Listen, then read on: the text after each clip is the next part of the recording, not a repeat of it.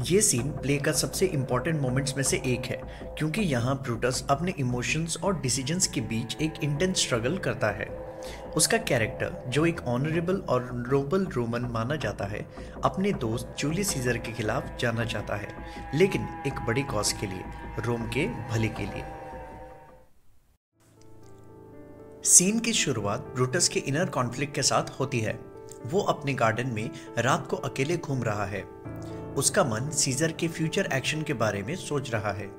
Brutus scissor को अपने दोस्त की तरह चाहता है, लेकिन उसे लगता है कि अगर सीजर को अनलिमिटेड पावर मिल गया तो वो एक टायरेंट बन जाएगा। ब्रूटस रोम के लिए लॉयल है और उसका कहना है कि सीजर का असैसिनेशन एक प्रीएम्प्टिव स्ट्राइक होगा ताकि रोम की आजादी और डेमोक्रेसी बच सके। ब्रूटस ये कहता है, "It must be by his death, and for my part, I know no personal cause to spurn at him, but for the general." ये लाइन दिखाता है कि ब्रूटस के पास सीजर को मारने का कोई पर्सनल रीजन नहीं है। ये सिर्फ रोम की भलाई के लिए है। वो एक मेटाफर यूज करता है, सीजर को एक स्नेक एग की तरह डिस्क्राइब करता है। ब्रूटस सोचता है कि सीजर अब तक खतरनाक नहीं बना है, लेकिन अगर उसे पावर मिली तो वो जरूर खतरनाक बनेगा। तभी एक सर्वेंट आता है और ब्रूटस को एक लेटर देता है। ये लेटर कॉन्स्पिरेसी का एक पार्ट है जिसे कैशियस ने केयरफुली प्लान किया था। ये लेटर इस तरह से लिखा गया है जैसे रोम के सिटीजन्स ने लिखा हो। इसमें लिखा होता है, "स्पीक, स्ट्राइक, रिड्रेस।" लेटर में सिटीजन का कंसर्न दिखाया गया है कि सीजर एक डिक्टेटर बन रहा है और ब्रूटस एक नोबल होने के नाते कुछ करे। ये लेटर ब्रूटस को डाउट्स को और स्ट्रॉन्ग करता है। ब्रूटस तभी डिसाइड करता है कि वो सीजर को मारने का प्लान में शामिल होगा।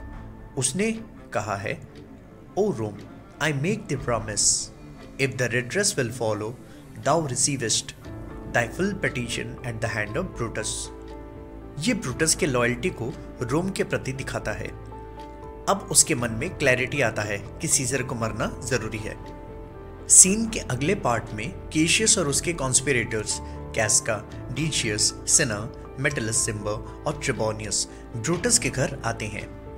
ये लोग ऑलरेडी एक प्लान बना के आए हैं कि सीजर को सेनेट में मारना है, लेकिन ब्रूटस उनसे एक इंपॉर्टेंट डिस्कशन करता है। कैशियस सजेस्ट करता है कि सीजर के साथ मार्क एंटनी को भी मार दिया जाए। एंटनी सीजर का सबसे लॉयल दोस्त है और कैशियस को लगता है कि अगर एंटनी को जिंदा छोड़ दिया तो वो रिवेंज ले सकता है। ब्रूटस इस बात से अग्री नहीं करता। उसका कहना है कि एंटनी को मारना गलत होगा क्योंकि यह अननेसेसरी वायलेंस होगा। वो कहता है, "let us be sacrificers but not butchers." ये लाइन ब्रूटस के आइडियलिज्म को दिखाता है। वो ये कॉन्स्पिरेसी एक नोबल कॉज की तरह देखना चाहता है, ना कि एक खून खराबे की तरह। कॉन्स्पिरेटर्स डिसाइड करते हैं कि एंटनी को जिंदा छोड़ दिया जाएगा और सीजर को अगले दिन सेनेट में मारा जाएगा। सब लोग अपने अपने रोल्स क्लियर करते हैं और अपने पोजीशंस पर ऑलरेडी रेडी रहते हैं। जब कॉन्स्पिरेटर्स चले जाते हैं तब पोर्शिया आती है। वो नोटिस करती है कि ब्रूटस बहुत डिस्टर्ब लग रहे हैं। वो उससे पूछती है कि उसके मन में क्या चल रहा है। पोर्शिया एक लविंग और लॉयल वाइफ है और वो चाहती है कि ब्रूटस अपने सीक्रेट्स उसके साथ शेयर करे। पोर्शिया कहती है, "Dwell I but in the suburb of your good pleasure, if it be no more, Portia is Brutus's harlot, not his wife." ये लाइंस दिखाता है कि पोर्शिया अपनी पोजीशन और इम्पोर्टेंस को क्वेश्चन कर रही है। उसका कहना है कि अगर ब्रूटस उसे अपनी लाइफ का इम्पोर्टेंट बातें नहीं बताता तो वो सिर्फ एक मिस्ट्रेस की बराबर है, एक वाइफ नहीं। ब्रूटस पोर्शिया की बातों से अफेक्टेड तो होता है, लेकिन वो अभी भी अपना प्लान उसको नहीं बताता। पोर्शिया की बेचैनी और ब्रूटस का साइलेंस सीन को एक इमोशनल टेंशन क्रिएट करता है।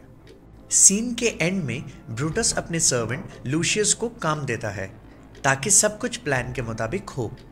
एक और इम्पॉर्टेंट मोमेंट्स आता है जब कॉन्स्पिरेटर्स के फाइनल इंटेंशंस क्लियर होते हैं। सीजर को अगले दिन जरूर मारा जाएगा।